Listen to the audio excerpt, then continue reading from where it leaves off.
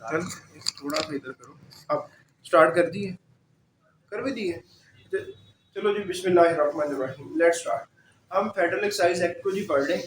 Federal excise act जो है वो तीसरा बड़ा कंपोनेंट है एग्जाम के लिए। इंग्लिश को छोड़ के sale tax act, income tax ordinance और अब फेडरल एक्साइज एक्ट को हम पढ़ रहे हैं। कल जहाँ पे हमने डिसकंटिन्यू किया था वो सेक्शन 14 था। सेक्शन 14 से हमने डिसकंटिन्यू कर दिया था। तो आज हम 14 से आगे बढ़ते हैं। तो आप मुझे ना, आप में से एक बताता जाए जी। 14A को बताओ। Short paid amounts recoverable. ठीक चल रहा है ना जी अभी? चलो सही।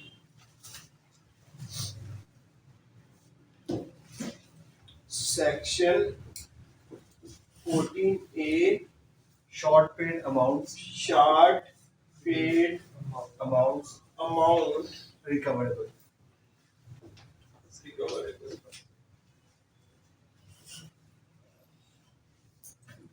क्या समझ आती है कि आपने पे करना था लेकिन आपने क्या किया है, कम पे किया है जी। पे पता क्या करना था, ड्यूटी लगी हुई थी, फेडरल एक्साइज ड्यूटी।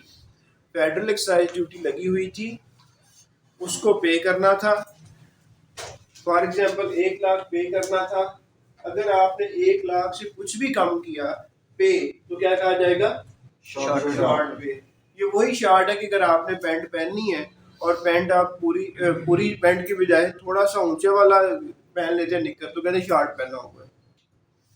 या अभी इतने देने थे, दिए हैं कम। वो 90,000 भी हो सकते हैं, वो 80 भी हो सकते हैं, वो कुछ भी हो सकता है, लेस देन 1 लाख। तो शॉर्ट पेड अमाउंट रिकवरेबल, कि जो शॉर्ट पेड अमाउंट की है उसको रिकवर किया जा सकता है। बात होगी रिकवर कैसे किया जा सकता है। तो वो कहता है कि ये मैं शॉर्ट पेड अमाउंट उसको समझ रहा हूँ कि जब इन्होंने रिटर्न फाइल की। रिटर्न फाइल होता है कि आपने महाना गोशवारा जमा करवाना होता है। आपने महाना गोशवारा जमा करवाया, उसमें आप मान गए कि मैंने 1 लाख पे करना है, लेकिन आपने कम पे कर दिया। तो उस वक्त FBR में जो ऑफिसर इनलैंड रेवेन्यू है उसे पता है कि यू हैव टू पे द 100,000, लेकिन आपने कम पे कर दिया। जब आपने कम पे कर दिया है तो ये बगैर नोटिस दिए, जो ऑफिशियल इनलैंड रेवेन्यू है वो नोटिस दिए बगैर क्या करेगा, जो आपने शॉर्ट पे किया है वो रिकवर कर लेगा। इन आवर सिनेरियो कि हमने 1 लाख पे करना था टैक्स पेयर ने, तो उसने 90,000 किया, हमें पता चला कि 10,000 कम है, तो हम बगैर नोटिस दिए 10,000 रुपया ले लेंगे। अब बात ये है कि जब नोटिस ही नहीं देंगे तो वो कैसे पता चलेगा कि उसने पैसे देने हैं, और वो कैसे देगा। तो फिर वही काम किया जाता है कि आप उसके प्रेमिसेस पे जाते हो और रिमूवल ऑफ गुड्स को रोक देते हो। क्या करते हो, प्रेमिसेस जो उसकी फैक्ट्री है, फैक्ट्री के अंदर चले जाते हो और फैक्ट्री से वो माल बेचना चाहता है, आप माल बेचने नहीं देते। आप कहते हो पहले सरकार का पैसा दो, फिर हम आपको इजाज़त देंगे, फिर ट्रक पे सामान रखना और गेट से बाहर ले जाना। अब हम आपका ट्रक बाहर नहीं जाने देंगे, तो फिर वो मजबूर हो जाता है और आपने जो उसने शार्ट पे किया हुआ है वो क्या करता है, पे कर देता है वो। और फिर यही वो शार्ट पेड अमाउंट रिकवरेबल होती है, वो रिकवर कर लेता है FBR। FBR के पास प्रेमिसेस पे जाने की बजाय एक और आसान तरीका होता है। वो क्या होता है, bank attachment. Bank attachment,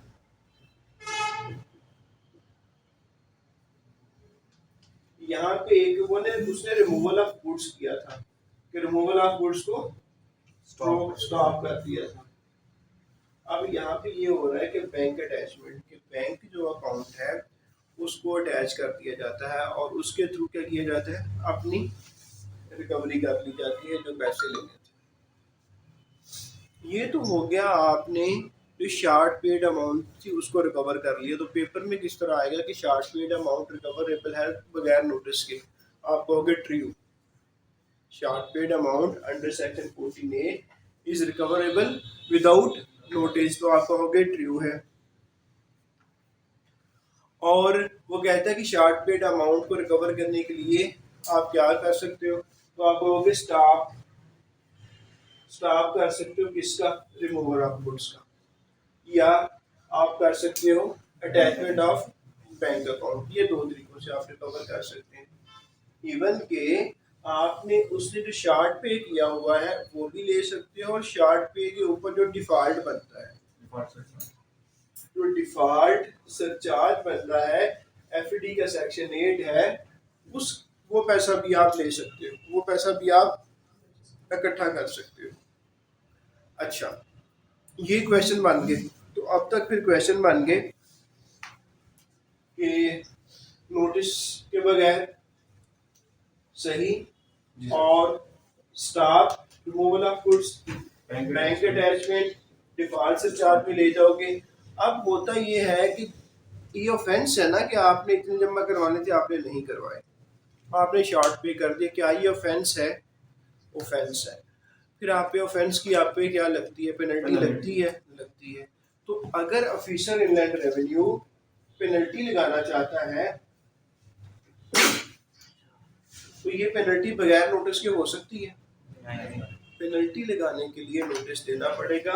default charge और एक्चुअल अमाउंट जो है, जो प्रिंसिपल अमाउंट है, उसको रिकवर करने के लिए बगैर पेनल्टी के वो क्या करेगा, अमाउंट को ले जाएगा। अभी पार्टिसिपेंट कितने हैं नवाज? आप लोगों को शामिल करके भी लोग सो गए मुझे लग रहा है। मैच उस दिन बड़ी, हाँ उस दिन बड़ी कॉलदार जी, सर 100 की लिमिट पूरी हो गई है तो हमारी क्लास जा रही है, मेरे गरीब के 50 डॉलर लगवा दिए आप लोगों ने। मैं कह रहा हूँ ये पूरे करो आप। अच्छा ठीक हो गया। तो सेक्शन 14A में इसके अलावा और कुछ नहीं है, इसके अलावा और कोई पॉइंट नहीं है तारिक साहब। तारिक साहब ने एकदम ही उठना है और फिर एक ऐसी बात करनी है। ये आज आप स्मार्ट भी लग रहे हैं, क्रिकेट खेलने आए आप।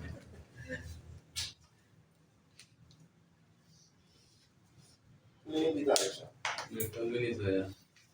सोई नहीं। अच्छा अच्छा, अगला है 14B। चलो जी, ये बात होने लगी बड़ी इंपॉर्टेंट। 14B ये क्या है? Assessment, giving effect to an order, to an order. मैं आपको समझाता हूँ बात होती क्या है। होता ये है कि जो भी रजिस्टर्ड पर्सन है, रजिस्टर्ड पर्सन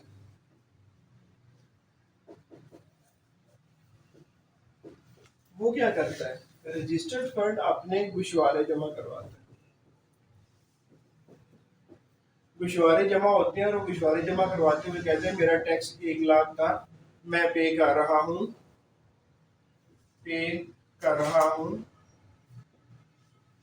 एफबीआर को इलेक्ट्रॉनिकली जमा करवा देता है। जब वो इलेक्ट्रॉनिकली जमा करवा चुका होता है तो एफबीआर भी उसमें डिस्क्रिपेंसीज ढूंढता है, उसमें खामियां ढूंढता है।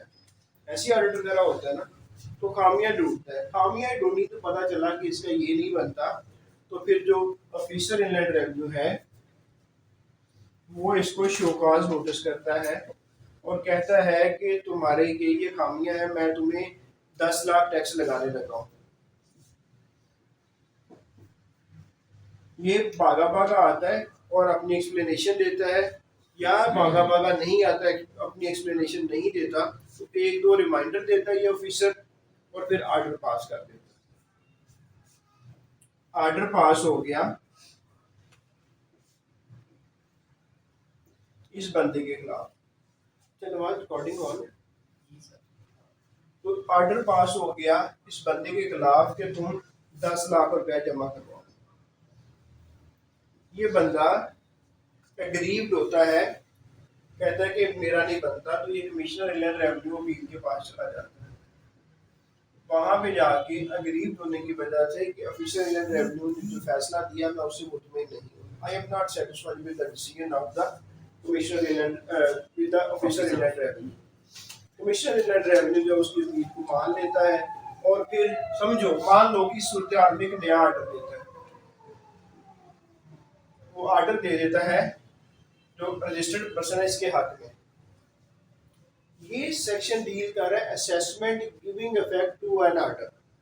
किसके ऑर्डर की जो और अथॉरिटी होती है ना, कमिश्नर इनलैंड रेवेन्यू का ऑर्डर आ गया, एपलेट ट्रिब्यूनल इनलैंड रेवेन्यू का ऑर्डर आ गया, हाई कोर्ट का ऑर्डर आ गया, ये ऑर्डर आए और उन्होंने ऑफिसर इनलैंड रेवेन्यू को, इन तीनों में से किसी ने ऑर्डर दिया और ऑफिसर इनलैंड रेवेन्यू को कहा कि जनाब इस ऑर्डर को ऐसे कर, तो तुम्हारे वाला ऑर्डर है उसको इस तरह अमेंड कर।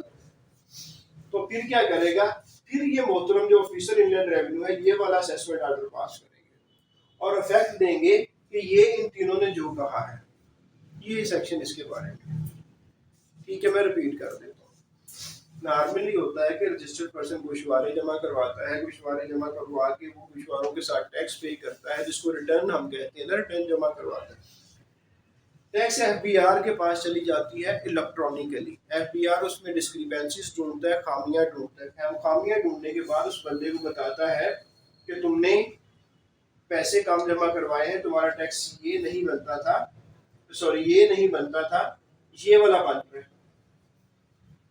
वो अपना जवाब जमा करवाता है, एक्सप्लेनेशन देता है। एक्सप्लेनेशन अगर ठीक नहीं मानी जाती और ऑफिसर ऑर्डर कर देता है कि मोहतरम ये पैसे आके जमा करवाओ, वो कहता है मैंने पैसे नहीं जमा करवाने, वो अपील में चला जाता है कमिश्नर इनलैंड रेवेन्यू अपील के पास। यहाँ से कामयाब हो जाता है ठीक है, नहीं तो वो आगे आ जाता है अपने ट्रिब्यूनल के पास। अगर यहाँ पे कामयाब हो जाता है तो ठीक है, नहीं तो वो हाई कोर्ट में आ जाता है। इन तीनों में से किसी से भी वो अपने हक में ऑर्डर ले लेता है और ऑर्डर लेके पहुंच जाता है तारिक साहब के पास कि जनाब ये देखिए मेरे हक में ऑर्डर आ गया। वो तारिक साहब के थ्रू, लीगल वालों के थ्रू ऑफिसर इनलैंड रेवेन्यू के पास आ जाते हैं। ऑफिसर इनलैंड रेवेन्यू के पास ऑर्डर पहुंचता है, उस ऑर्डर को पहुंच के अब ऑफिसर ने क्या करना है वो ये करना है, officer giving effect to an order. उसने फिर उस ऑर्डर को पकड़ना है और ऑर्डर को पकड़ के अपनी तरफ से एक नया ऑर्डर करना है ताकि जो बड़ों ने कहा है उनकी बात को इफेक्टिव कर दिया जाए, उनको इन फील्ड ले आया जाए। तो ये असेसमेंट पास करके उनके ऑर्डर को मान के अपने को कैंसिल करता है और उनको कहता है कि ये इफेक्टिव है।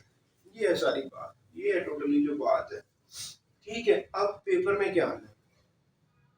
पेपर में आना है कि जब उन्होंने कहा, उन्होंने कहा आज 26 है, 26/10/2021 उन्होंने कहा इस डेट को ऑफिसर इनलैंड रेवेन्यू को कि फला ऑर्डर पास कर दो, फला ऑर्डर पास कर। ठीक होगी बात। अब ऑफिसर इनलैंड रेवेन्यू क्या 26 को छुट्टी करने से पहले पास करके जाएगा? नहीं, ऑफिसर इनलैंड रेवेन्यू जो है वो 1 साल के अंदर नोट करें, 1 साल के अंदर इनके ऑर्डर को जो बड़ों ने भेजा है उसको इफेक्ट देगा 1 साल के अंदर। अब 1 साल की इस डेट से शुरू होगा, 26 से शुरू होगा या किसी और डेट से शुरू होगा? तो वो कहता है कि जिस साल में ऑर्डर आया उस साल का जब फाइनेंशियल ईयर क्लोज होगा। अभी 26 को ऑर्डर आया है तो ये किस साल में आया है? फाइनेंशियल ईयर कौन सा है ये? 2022। ये एंड कब हो रहा है? 30/6/2022। तो कहता है कि जब फाइनेंशियल ईयर जब एंड होगा उससे अगले 1 साल के अंदर। पॉइंट मैं रिपीट करता हूँ कि ऑर्डर पहुंच गया 26/10/2021 को। कहा गया कि जब पहुंच जाएगा तो उसके 1 साल के अंदर जब ऑर्डर आएगा, ठीक है, तो आपने 1 साल के अंदर फर्दर जो है इफेक्ट देना है उससे। वो कहता है कि अब मैं 1 साल गिनना किस दिन से शुरू करूं? कहता है जिस साल के अंदर आ रहा है ना उस साल का आखिरी दिन देखो, आखिरी दिन ये उसके 1 साल के फर्दर अंदर ये आपने इस तरह करके आपने ऑर्डर को पास करना है। अगर आप नहीं करोगे तो आप कंप्लायंस ऑफ लॉ नहीं कर रहे, तो ऑफिसर जो है यहाँ पे जो असेसमेंट कर रहा है उससे पूछा जाएगा कि आपने ऐसा क्यों नहीं किया। आई होप के बात समझ आ गई हो। जी सर। अच्छा अच्छा, क्या ऐसा भी हो सकता है कि इन्होंने ऑर्डर किया कमिश्नर इनलैंड रेवेन्यू पी ने, ठीक है, या इन्होंने किया, ऑफिसर ने जो टैक्स लगाया था इन्होंने उसे तोड़ दिया, इन्होंने खत्म कर दिया, क्या ऑफिसर भी एग्रीव हो सकता है? ऑफिसर भी नाराज हो सकता है कि जी देखिए मैंने कानून पढ़ा हुआ है, मैं भी लॉ को जानता हूँ, आपने पता नहीं कौन सी मोहब्बत में आपने टैक्स पेयर को छोड़ दिया है, ये मोहब्बत तो ठीक नहीं है, मैं अपील करता हूँ। तो ऑफिसर अगर अपील में चला जाएगा तो क्या ऑफिसर पे फिर भी 1 साल के अंदर अंदर जो है वो इफेक्ट देना जरूरी है? अब बात ये हो रही है कि कमिश्नर इनलैंड रेवेन्यू अपील या एपलेट ट्रिब्यूनल इनलैंड रेवेन्यू, इन्होंने डिसीजन दे दिया टैक्स पेयर के हक में, टैक्स पेयर के हक में डिसीजन दे के उन्होंने ऑफिसर इनलैंड रेवेन्यू को बताया जी हमने टैक्स पेयर के हक में दे दिया।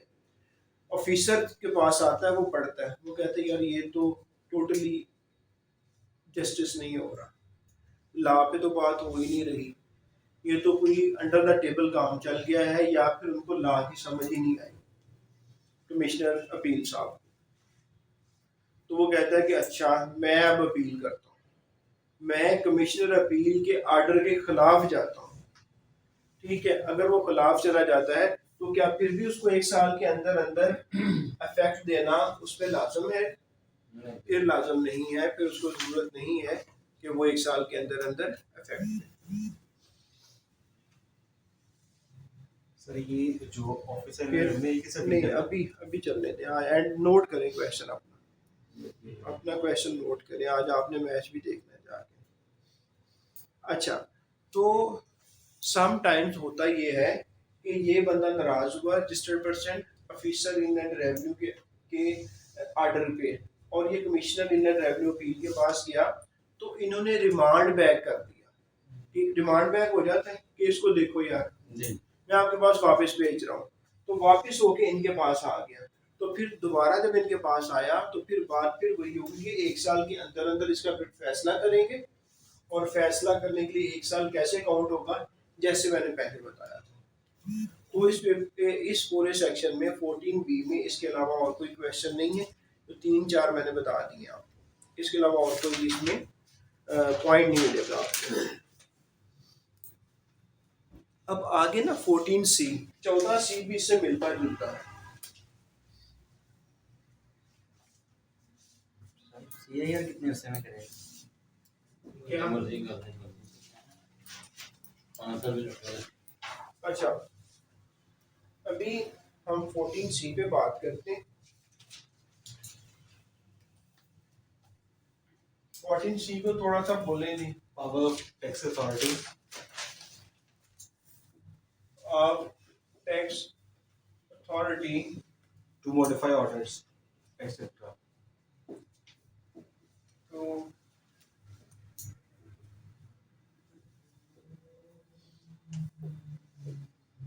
अब देखो यहाँ तो वो इफेक्ट दे रहा था, उनको इन पावर लेके आ रहा था, फील्ड के अंदर लेके आ रहा था, उनको असर दे रहा था। यहाँ पे क्या कहना चाह रहे हैं?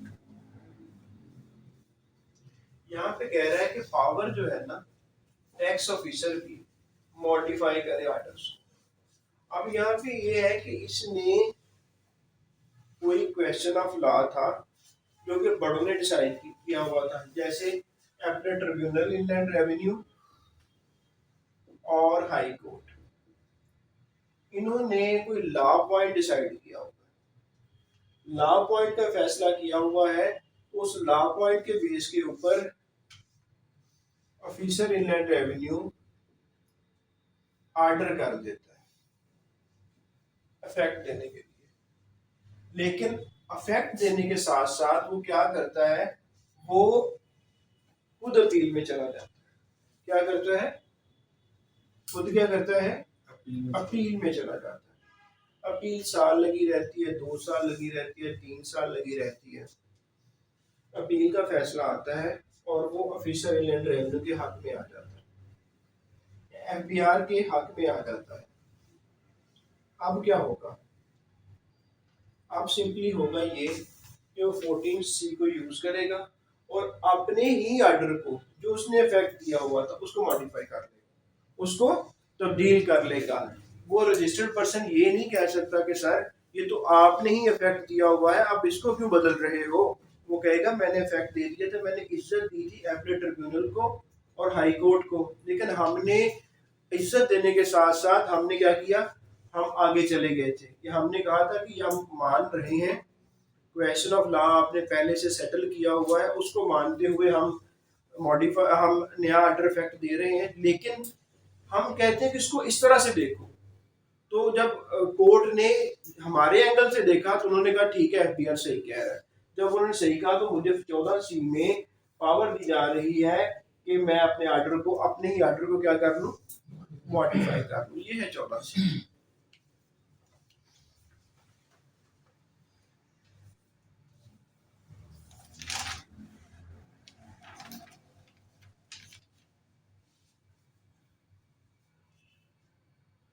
अब फिर यहाँ पे वो 1 साल याद रखना, यहाँ पे वही 1 साल।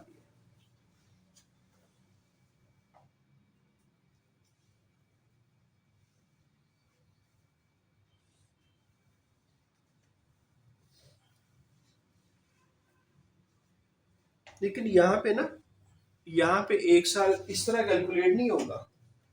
यहाँ पे क्या होगा,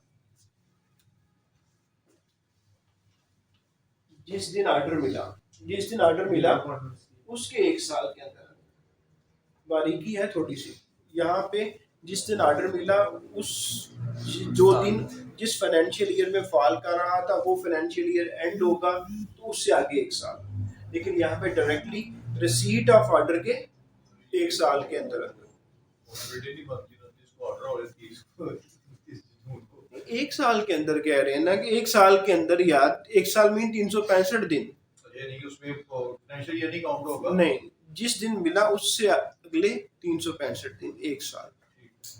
ठीक हो गया जी। फिर वो कहता है सेक्शन 15, इसको लिखवाओ जी 15 को। Application of the custom act 1969 federal excise duty. देखो फेडरल एक्साइज ड्यूटी को हमने देख लिया, इस पे सेल टैक्स भी आगे बोझ डाल रहा है और इस पे अभी कस्टम भी आगे बोझ डालने लगे।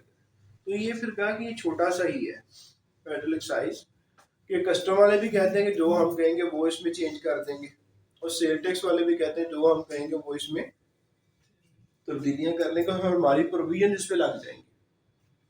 तो अभी हमें बता रहे हैं कि 15 application of the custom act application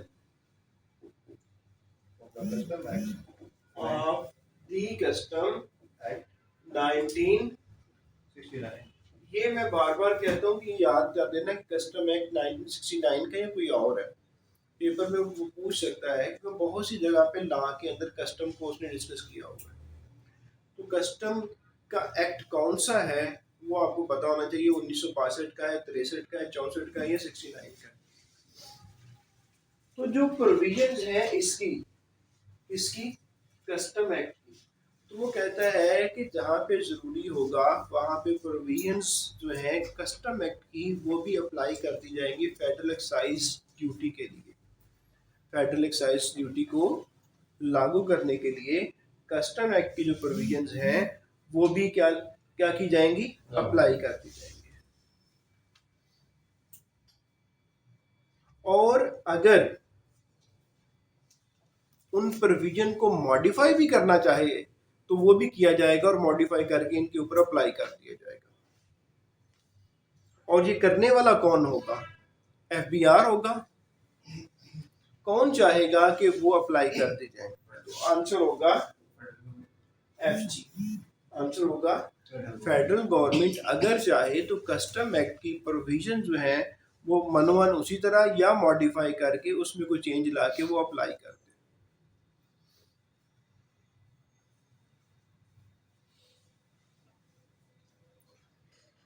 ठीक है जी, आगे आ गया जी बहुत तगड़ा सेक्शन जो कि बेहतर है लिहाज से कि इसका टाइटल याद करना भी ज़रूरी है और इसको अंदर से समझना भी ज़रूरी है। एग्जाम्पशन, एग्जाम्पशन से क्या समझ आती है आपको? सेक्शन 16 एग्जाम्पशन, एग्जाम्पशन से क्या समझ आता है? माफी, माफी यही है ना। जैसे आप आईसीएमए में एडमिशन लेना चाहेंगे, सीए में एडमिशन लेना चाहेंगे, वो पूछते पहले आपने क्या किया हो, आप कहते हो मैंने एमकॉम किया, वो कहते एमकॉम की बेस पे आपके इतने पेपर माफ है, एग्जाम्प्ट है। आप सीए करना चाहते हो या एसीसीए करने जाते हो, वो पूछते हैं आपने पहले क्या किया हो, आप कहते हो मैंने बीएस किया हुआ है कॉमर्स में या इस सब्जेक्ट में, तो वो कहते हैं अगर आपने इसमें किया हुआ तो इसमें इतने पेपर एग्जाम्प्ट हैं, वो क्या है, वहाँ पे आप ना दो।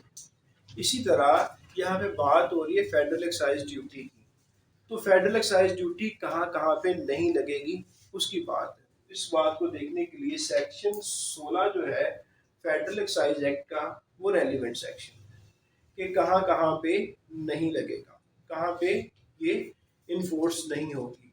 तो फेडरल एक्साइज ड्यूटी वो कहते हैं किस पे लग रही होती है, प्रोडक्शन पे, मैन्युफैक्चर पे, इंपोर्ट पे, यहीं पे लग रही होती है ना, ठीक है। तो वो कहता है कि ये जो है ना, ये फेडरल एक्साइज ड्यूटी अप्लाई नहीं होगी सिवाय जो फर्स्ट शेड्यूल में चीज़ें शामिल हैं उन पे लगेगी, उसके अलावा बाकियों पे नहीं लगेगी। ठीक है जी। और फर्दर वो ये भी कहता है कि आप जो एग्जाम्प्ट चीज़ें हैं उनको बनाने के लिए रॉ मटेरियल यूज़ करते हो। आप जब सुनोगे ना लेक्चर पिछले, फिर आपको थोड़ी सी क्लैरिटी मिलेगी। आज जो बंदा नया होता है ना, उसको उसकी चीज़ें का सम ऊपर से गुजर रही होती हैं, क्योंकि उसको अगर अल्फ़ाबेट्स नहीं आ रहे होते ना, अल्फ़ाबेट्स आएंगे तो वो वर्ड्स बनाएगा। तो एग्जाम्प्ट का इन सबको पता है कि एग्जाम्प्ट क्या होता है, कि एग्जाम्प्ट वो है जिस पे टैक्स नहीं लगेगा। सही। तो यहाँ पे हमने फेडरल एक्साइज ड्यूटी के शेड्यूल भी पढ़े थे कि शेड्यूल 4 होते हैं, ठीक है। शेड्यूल में हमने पढ़ा था कि पहले में बहुत सी गुड्स ऐसी हैं, बहुत सी चीज़ें एक्साइज वाली ऐसी जिनके सामने रेट लिखा हुआ था, हमने उसको किताब में निकाल के यहाँ देखा भी था। अब हम उससे थोड़ा सा आगे जा रहे हैं, प्रोग्रेसिव अप्रोच होती है ना, हम थोड़ा सा आगे प्रोग्रेस कर रहे हैं। तो प्रोग्रेस करते हुए हमने ये कहा कि एग्जाम्प्ट वाली जो हैं, जो कि 1 में लिखी हुई हैं, उससे उसके अलावा बाकी जो हैं वो एग्जाम्पशन की तरफ चली जाती हैं। और फिर हम अब ये कहने लगे हैं कि एग्जाम्प्ट गुड्स बनाते हो, फैक्ट्री में लेके आते हो, रॉ मटेरियल परचेज करते हो, ये करते हैं, रॉ मटेरियल परचेज करके फैक्ट्री में लाए और उससे आपने क्या बनाई, एग्जाम्प्ट गुड्स। ये रॉ मटेरियल जब आपने परचेज किया, तो परचेज करते हुए अगर आप ड्यूटी पे करोगे तो उसकी एडजस्टमेंट मिलनी चाहिए आपको। एडजस्टमेंट का मतलब है डिडक्शन, कि जब आप जिसको बेचते हो, बेच के आप पैसे इकट्ठे करते हो एफबीआर के बिहाफ पे, तो जो एफबीआर को आप दे चुके होते हो वो माइनस करते हो, उसको एडजस्टमेंट कहा जाता है। तो कहता है एग्जाम्प्ट को खरीदते हुए, एग्जाम्प्ट बनाने के लिए जो रॉ मटेरियल खरीदा हुआ था, उसकी जो एडजस्टमेंट है नहीं मिलेगी, क्योंकि इसको बेच के आप एफबीआर के लिए कलेक्शन नहीं कर रहे। देखो जब आप बाजार में चीज लेने जाते हैं ना, तो होता है कि एक 100 रुपए की वैल्यू होती है उसकी, और उस पर मुख्तलिफ किस्म के टैक्सेस लग रहे होते हैं। अब हम समझ लेते हैं फेडरल एक्साइज ड्यूटी 15% जनरल के हिसाब से लग रही है, तो वो 15 रुपए हो जाएगा। तो टोटल दुकान वाला आपसे सिर्फ 100 रुपया नहीं लेता, वो 100 भी वैल्यू लेता है और साथ में गवर्नमेंट के पैसे भी इकट्ठे करता है, वो आपसे 115 लेता है। 15 लेकर वो एफबीआर को दे देता है। कैसे देगा, ये उसने सेल के ऊपर इकट्ठा किया है, इकट्ठा करके वो कहते हैं जो 100 रुपए की मैंने चीज बनाई थी, उसको बनाने के लिए मैंने रॉ मटेरियल लिया था, ठीक, उसमें मैंने भी पे किया था, तो एफबीआर को पूरे के पूरे 15 नहीं दूंगा, बल्कि जो मैंने पे किया था ना, वो 12 मैंने पे किया था, तो मैं अब 3 पे करूंगा। तो ये जो उसने 12 पे किया था, यही तो एडजस्टमेंट है। तो ये कह रहा है कि जब एग्जाम्प्ट बनाई जाएंगी, उसके लिए रॉ मटेरियल लिया जाएगा, उस पे जो आपने पैसे पे किए होंगे ड्यूटी वाले, उसकी एडजस्टमेंट नहीं मिलेगी।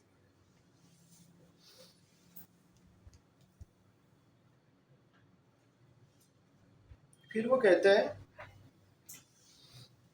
कि आपने ये वाले पैसे इकट्ठे करके टाइमली जमा करवाने। टाइमली जमा करवाने, अगर टाइमली जमा नहीं करवाओगे तो क्या होता है, एक तो आप पे डिफॉल्ट लगता है और एक पेनल्टी भी लग सकती है। तो यहाँ पे वो ये कह रहा है कि फेडरल गवर्नमेंट और एफबीआर अगर चाहे अगर इनकी मर्जी है, फेडरल गवर्नमेंट की या एफबीआर की, देखो आपने 15 जमा करवाने थे, आपने टाइम पे नहीं करवाए तो टाइम पे ना करवाने का डिफॉल्ट लगेगा। और डिफॉल्ट यही होता है ना, अगर आपने बैंक से इंस्टॉलमेंट पे गाड़ी ली हुई है तो टाइम पे नहीं देते पैसे वापस, तो वो क्या करते हैं, वो आपसे पैसे जो उन्होंने लेने वो बढ़ा देते हैं। वो बढ़ाते कैसे हैं, वो डिफॉल्ट ही कहते हैं कि आप आए, आप डिफॉल्टर हो गए, अब आपने इतना नहीं देना बल्कि इससे ज्यादा देना है। तो इसी तरह आपने सेल की, आपने एफबीआर को पैसे देने थे, आपने नहीं दिए, आप हो गए डिफॉल्ट। तो एक तो वो पैसे दोगे, साथ में डिफॉल्ट दोगे, और एफबीआर चाहे तो बैंक भी चाहे पेनल्टी नहीं लगा देता, एफबीआर भी पेनल्टी लगा देता। तो यहाँ पे ये एफबीआर और फेडरल गवर्नमेंट को हक दिया जा रहा है कि अगर तुम चाहो तो डिफॉल्ट सरचार्ज और पेनल्टी आप माफ कर सकते हो, लेकिन आप माफ करोगे, लिखोगे और नोटिफिकेशन इशू करोगे, फिर आप माफी दे सकते हैं। आप बैठे बिठाए कमरे में बैठ के बंद कमरे में किसी को माफ नहीं करोगे, आप नोटिफिकेशन करोगे ऑफिशियल गजट में, और नोटिफिकेशन करके कहोगे कि हम आपको डिफॉल्ट चार्ज भी माफ कर रहे हैं और हम आपको पेनल्टी भी माफ कर रहे हैं। ठीक हो गया जी। फिर वो कहते हैं ना, ये तुम जो माफियां देते फिरते हो। अच्छा, फिर वो कहते हैं एक पॉइंट जो है वो एक और बताना जरूरी था कि एग्जामिशन जो है इमरजेंसी सूरत हाल में भी हो सकती है।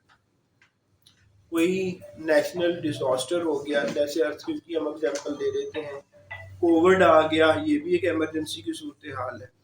इन सूरत हाल में भी आपने कुछ चीज़ों को एग्जेम्प्ट कर दिया,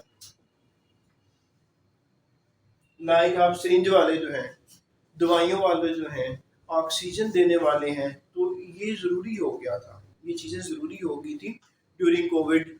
फिर जब था, अल्लाह आपका भला करे, अर्थक्वेक था, तो उस वक्त बहुत सी चीज़ें ज़रूरी हो गई थी, नेसेसिटीज़ बन गई थी, तो उन्होंने कहा ये नेसेसिटीज़ जो हैं इन पे ख़त्म करो यार। तो जब ये एग्जाम्पशन होती हैं तो एग्जाम्पशन के लिए आपको नोटिफिकेशन तो करने पड़ते हैं ना जी। अब इसी सेक्शन के अंदर वो कह रहा है कि जो नोटिफिकेशन होंगे, इन नोटिफिकेशन को नेशनल असेंबली में टेबल किया जाएगा, नेशनल असेंबली में पास किया जाएगा और पास करके उनको ओके करवाया जाएगा। जब वो ओके हो जाएगा तो फिर उसने कुछ डेट्स दी है कि जब ये ओके हो गई हैं तो कुछ अरसे के बाद इनको ख़त्म कर दिया जाएगा, क्योंकि इमरजेंसी तो कुछ अरसे के लिए थी ना। इमरजेंसी अल्लाह माफ़ करे, अर्थक्वेक तो उस पर लॉन्ग तो रहना तो नहीं है, तो कुछ साल उसने कहा, वो मैं डेटें आपको बता देता हूँ।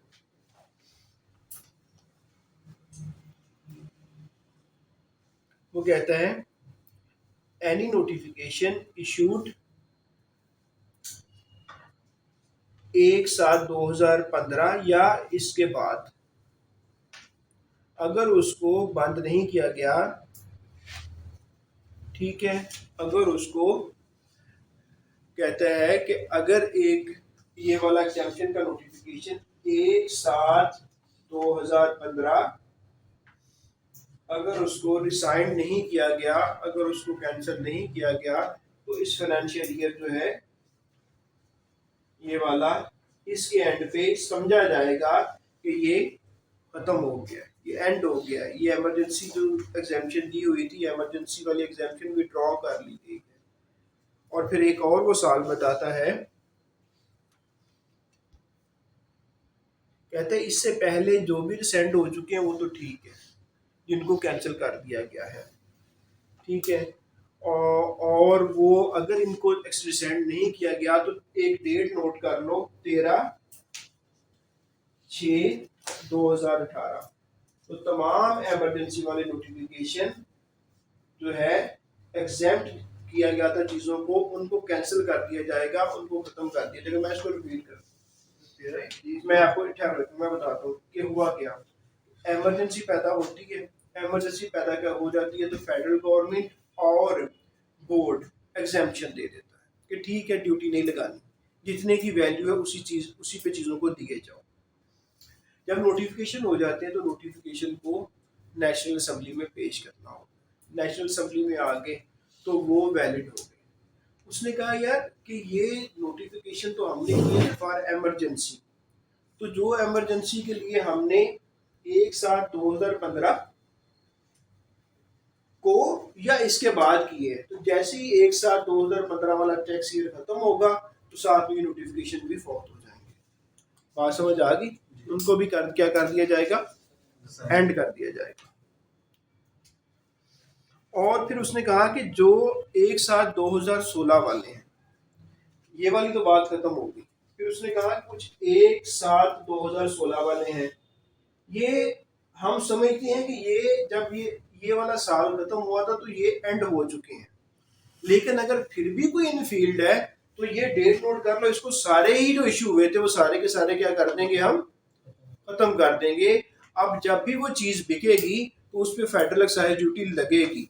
ऐसा नहीं होगा कि आप हमेशा के लिए, एक दफा इमरजेंसी में आपने एग्जाम्प्ट करवाया किसी चीज को तो 100 साल के लिए वो एग्जाम्प्ट हो गई है। ये हम इमरजेंसी की वजह से कर रहे हैं, हालात खतरनाक हैं इस वजह से कर रहे हैं, लोगों को फैसिलिटेट करने के लिए कर रहे हैं। मुझे याद है कि अर्थक्वेक के दौरान बिल्कुल इन्होंने बहुत सी ड्यूटीज को रिड्यूस किया। आपको रिसेंटली याद होगा कि कोविड में इवन कि उन्होंने प्रॉपर्टी के रेट बहुत जो थे वो, अगर आपने ट्रांसफ़र करवानी है प्रॉपर्टी तो कितने कम कर दिए थे। मैंने प्लाट उस दिनों में ख़रीदा था तो जो 7-8% होती है वो हमें तकरीबन 2.5-3% में होगी थी रजिस्ट्री। ठीक है, तो इस तरह के हालात में जो मैयर्स दिए जाते हैं फॉर द टाइम बीइंग होते हैं, उनको आप लंबे अरसे के लिए नहीं चला सकते। तो यहाँ पे ये कहा जा रहा है सर डेट 30 जून, हाँ जो डेट है इसकी 30 जून 2008। ये 13 लिखा हुआ यार सर ये अमेंडेड अप टू 30 जून तक है। 30 जून ये चलो ये 13 की बजाय ये 30 का जी सर। ठीक है, ये डेट 30th ये लॉजिकल भी है। ठीक है, तो 30/6/2018। अच्छा अब ये नेक्स्ट जो है ना रिकॉर्ड सेक्शन जो है वो किसको डील करता है, रिकॉर्ड को। तो रिकॉर्ड क्या होता है, आपने कुछ खरीदा, आपने कुछ बेचा, आपने कोई इनवाइस इशू की, आपने किसी से इनवाइस ली, इसी को रिकॉर्ड कहा जाता है। आपकी बैंक स्टेटमेंट्स, ये होता है रिकॉर्ड। सेक्शन 17 रिकॉर्ड को डील करता है।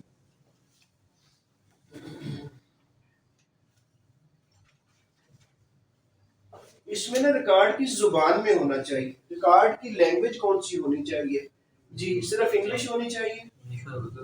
ये याद रखिएगा कि रिकॉर्ड की जुबान कौन सी होनी चाहिए। सेक्शन 17 रिकॉर्ड, रिकॉर्ड की लैंग्वेज कौन सी होनी चाहिए जी बताएं। तो ये दो हो सकती हैं। नंबर 1 इंग्लिश में आप रिकॉर्ड रख सकते हैं, नंबर 2 उर्दू में रिकॉर्ड रख सकते हैं। इन दोनों में से किसी जुबान में आप रिकॉर्ड रख सकते हैं। दूसरा ये पेपर में अगर वो पूछ लेता है कि आप रिकॉर्ड को इंग्लिश में रखेंगे, उर्दू में रखेंगे, दोनों में रख सकते हैं, या आप पर्शियन में रखेंगे, आप क्या करेंगे? अच्छा, तो आप क्या कहेंगे, किस में रिकॉर्ड रखेंगे? इंग्लिश में रख लो या उर्दू में रख लो या दोनों में रख लो। अच्छा, रिकॉर्ड रखेंगे कहाँ पे? रिकॉर्ड आप किस जगह पे रखेंगे? रिकॉर्ड रखने की जो जगह है, जो लोकेशन है, वो कौन सी है जनाब? वो लोकेशन है आपका रजिस्टर्ड ऑफिस, रजिस्टर्ड ऑफिस या आपके प्रेमिसेस, जहाँ पे आप एक्चुअली काम करते हैं, आपकी फैक्ट्री वगैरह है। तो रिकॉर्ड कहाँ पे रखा जा सकता है?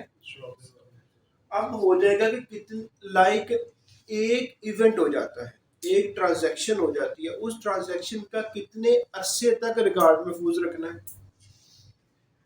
ड्यूरेशन हम इस तरह कर लेते हैं। कितने ड्यूरेशन के लिए आपने रिकॉर्ड रखना है जी? जी आपने किसी से इनवाइस ली, ठीक है जी, आपने किसी से इनवाइस ली, इनवाइस आपने कितने अरसे तक संभाल के रखनी है? जी तारिक साहब, तो इसके लिए है 6 साल। आप कितने अरसे के लिए रखोगे?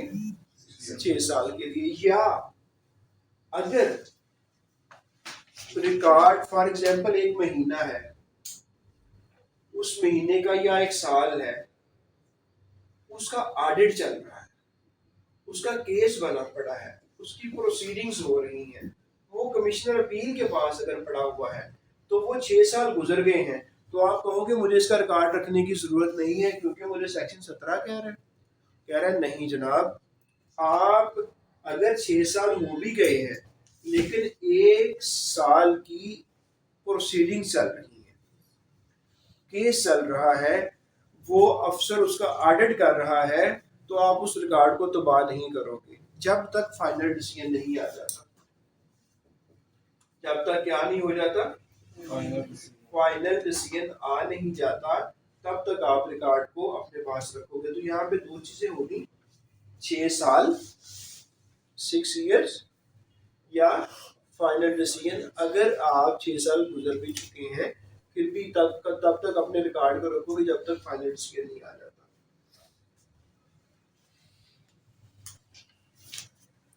अच्छा, अब ये यहाँ पे जो पॉइंट है ना, वो मैं आपको दोबारा से हाईलाइट कर देता हूँ कि लैंग्वेज जो है वो इंग्लिश होगी या उर्दू होगी, जगह या लोकेशन जो है जहाँ पे रखा जाएगा वो रजिस्टर्ड ऑफिस या आपकी बिजनेस प्रेमिसेस। ड्यूरेशन क्या है? 6 साल के लिए रखा जाएगा। कहाँ पे रखा 6 साल के लिए रखा जाएगा, लेकिन अगर कोई केस चल रहा है जिसकी प्रोसीडिंग्स ऑन है, वो 6 साल नहीं बल्कि फाइनल डिसीजन तक रखा जाएगा। अच्छा जी, फिर यार वो रिकॉर्ड होगा क्या, उसको हम यहाँ क्विकली लिख लेते हैं। रिकॉर्ड होगा, रिकॉर्ड आपकी परचेजेस का रिकॉर्ड, आपकी सेल्स का रिकॉर्ड, आपके टैक्स पेड का रिकॉर्ड, आपकी एग्जेम्प्ट गुड्स का रिकॉर्ड, आपकी जीरो रेटेड का रिकॉर्ड, और भी बहुत सी इंफॉर्मेशन रिकॉर्ड के अंदर ही आ जाएंगी जिससे आपकी टैक्स की लायबिलिटी कैलकुलेट करने में मदद मिल सके। उस सब को रिकॉर्ड की डेफिनेशन में आ जाएगा, और इस सारे रिकॉर्ड को आप 6 साल के रखेंगे या वो फाइनल डिसीजन आ जाता है उस डेट तक के लिए आप अपने पास रखेंगे, यहाँ पे रखेंगे और इस जुबान में रखेंगे।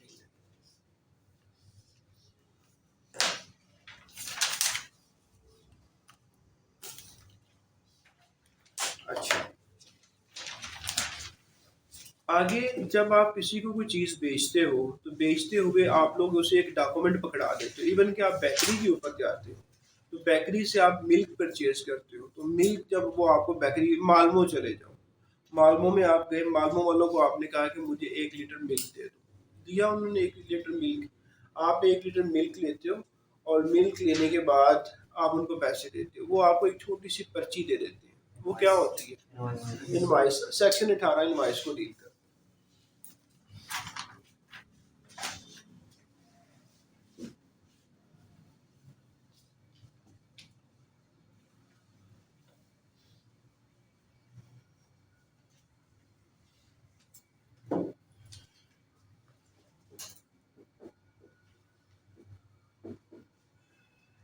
सेक्शन 18 डील करता है इनवॉइस को।